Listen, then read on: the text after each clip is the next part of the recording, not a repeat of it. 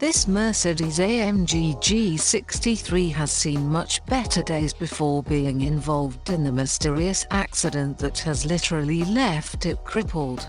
A good chunk of the left front axle is missing, together with the wheel. The bumper can probably be scrapped, and so can the front fender on the right side. A new bumper should make it to the shopping list of anyone interested in saving this punchy 4x4, as well as a headlight. The rear axle is likely doomed too.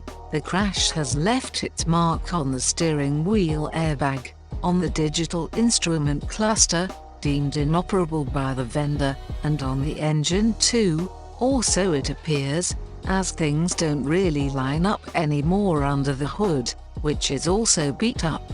With an estimated repair bill of almost $100,000, this brawny SUV can be seen in person in Greensboro, North Carolina. So, how much would you be willing to pay for it?